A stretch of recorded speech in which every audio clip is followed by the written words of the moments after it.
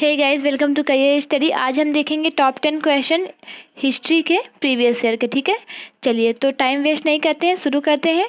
और आपको ज़रूर पसंद आएगा ये हमारा जो सेशन चल रहा है टॉप 10 क्वेश्चंस का। ठीक है, अभी हमारा चैनल नया है तो थोड़ा सपोर्ट की ज़रूरत है, आप सपोर्ट कीजिए। और आपको पता है कि प्रीवियस ईयर का कितना वेटेज जो है रहता है हमारे एग्ज़ाम्स में। तो चलिए देख लेते हैं। इसके पहले अगर आप चैनल पर नए हैं तो चैनल को सब्सक्राइब कीजिए, बेल आइकन को प्रेस कर दीजिए और साथ ही साथ वीडियो पसंद आए तो लाइक और शेयर भी कर दीजिए। ठीक है, और कमेंट करके आप बताइए कि आप टॉपिक की क्लास चाहते हैं या नहीं। मतलब मैं टॉपिक की क्लास शुरू करने का सोच रही हूँ। आपको पता है कि बेस जब क्लियर हो जाता है तो कोई भी क्वेश्चन आप आसानी से कर सकते हैं। ठीक है, सिर्फ स्ट्रैटेजी के आपको रटने की आवश्यकता होती है।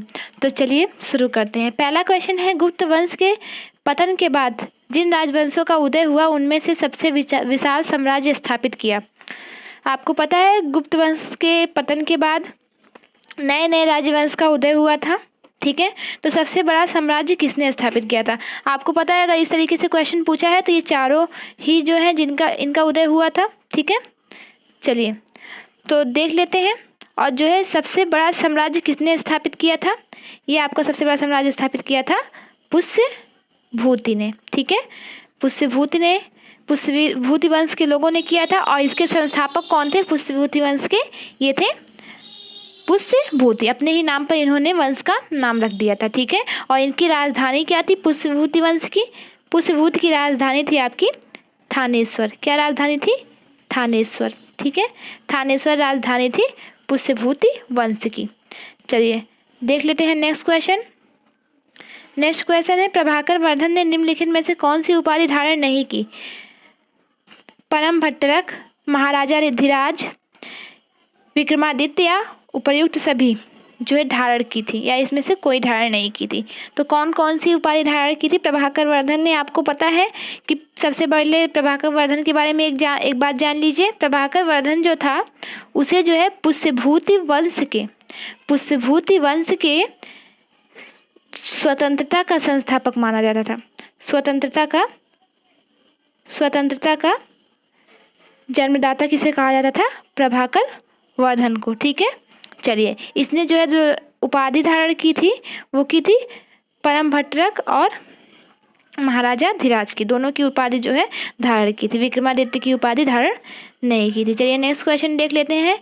बोधि वृक्ष को किसने कटवाया था, ग्रहवर्मा ने, शशांक ने, हर्षवर्धन ने या इसमें से कोई नहीं। तो बोधि वृक्ष को किसने कटाया था, आपको पता है बोधि वृक्ष को किसने कटाया था, शशांक ने कटाया था। शशांक जो था वो शैव धर्म का अनुयायी था।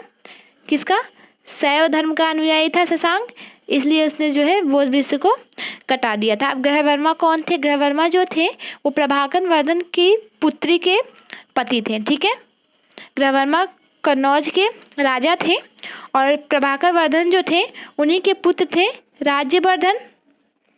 कौन कौन थे, राज्यवर्धन और हर्षवर्धन। ठीक है, जो आगे चल के जो है गद्दी पर बैठते हैं, हर्षवर्धन और राज्यवर्धन। और उनकी पुत्री का नाम क्या था, उनकी पुत्री का नाम था राज्यश्री। ठीक है, उनकी पुत्री का नाम क्या था, राजश्री था। इन्हीं के जो है हस्बैंड कौन थे, ग्रहवर्मा। चलिए, और हर्षवर्धन के बारे में आपने जान लिया। चलिए नेक्स्ट क्वेश्चन देख लेते हैं। नेक्स्ट क्वेश्चन है, हर्षवर्धन थानेश्वर की गद्दी पर कब बैठे थे। 1575 में, 606 में, 752 में कब बैठे थे हर्षवर्धन थानेश्वर की गद्दी पर। हर्षवर्धन जो है थानेश्वर की गद्दी पर बैठे थे 606 ईस्वी में। ठीक है, 606 ईस्वी में। चलिए, और अब देखिए 575 ईस्वी के बारे में दिया गया है। तो 575 में क्या हुआ था, पल्लव वंश की स्थापना हुई थी। किसकी स्थापना हुई थी, पल्लव वंश की। ठीक है, पल्लव वंश की स्थापना हुई थी 575 में। और जो है 752 में क्या हुआ था, 752 में आपका हुआ था राष्ट्रकूट वंश की स्थापना। किसकी, राष्ट्रकूट वंश की। पेन को पता नहीं क्या हो गया। राष्ट्रकूट वंश की जो है स्थापना हुई थी आपका 752 ईस्वी में। ठीक है, चलिए नेक्स्ट क्वेश्चन देख लेते हैं। नेक्स्ट क्वेश्चन है, यात्रियों में राजकुमार कहा जाता है। किसे कहा जाता है यात्रियों में राजकुमार, यात्रियों में राजकुमार कहा जाता है हेरोडोटस को, डायमेकस को, टॉलमी को या फिर प्लिनी को? क्या आपको लगता है कि इसमें से एक भी ऑप्शन सही है? यात्रियों में जो राजकुमार कहा जाता था वो कहा जाता था आपका वेन सॉन्ग को। किसे कहा जाता था? वेन सॉन्ग को। वेन सॉन्ग को जो है यात्रियों में राजकुमार कहा जाता था। ठीक है, यात्रियों में राजकुमार भी कहा जाता था और दो जो है नीति का पंडित भी कहा जाता था। किसे? वेन सॉन्ग को। चलिए, और कुछ नाम दिए गए हैं, चारों नाम के बारे में जान लेते हैं। हालांकि आंसर सही तो नहीं थे, फिर भी देख लेते हैं। हेरोडोट्स। हेरोडोट्स आपको पता है किसे, इन्हें क्या कहा जाता है? बहुत मोस्ट इम्पोर्टेंट, मोस्ट पॉपुलर, क्या कहा जाता है? इतिहास का पिता कहा जाता है आपके हेरोडोट्स को। ठीक है, इतिहास का पिता। ठीक है, अब डायमेकस। डायमेकस कब आया था? डायमेकस जो है किसके दरबार में आया था? डायमेकस आपका आया था, डायमेकस आया था बिंदुसार के दरबार में। किसके दरबार में? बिंदुसार के दरबार में आया था डायमेकस। टॉलमी को क्या कहा जाता है? आपको पता है टॉलमी को भारत का जो भूगोल है उस पुस्तक इन्हें नहीं लिखी थी। किसने लिखा था? टॉलमी ने। भारत का भूगोल, ये पुस्तक का नाम है, ये लिखा था किसने? टॉलमी ने। ठीक है, अब प्लिनी। प्लिनी कौन है? प्लिनी जो है इन्होंने लिखा था नेचुरल हिस्ट्री। क्या लिखा था? नेचुरल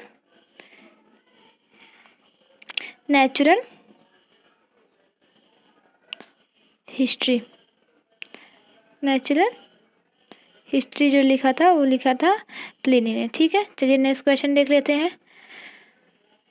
नेक्स्ट क्वेश्चन है, नालंदा महाविहार महायान बौद्ध धर्म की शिक्षा का प्रमुख जो है केंद्र था, किसके शासनकाल में था? नालंदा महाविहार बौद्ध धर्म की महायान शाखा का प्रमुख केंद्र था। पुष्यभूति के प्रभाकर वर्धन के शासनकाल में या हर्षवर्धन के शासनकाल में? तो किसके शासनकाल में था? ये आपका था हर्षवर्धन के शासनकाल में। ठीक है, चलिए नेक्स्ट क्वेश्चन देख लेते हैं। महामोक्ष परिषद समारोह कितने वर्षों पर आयोजित किया जाता था?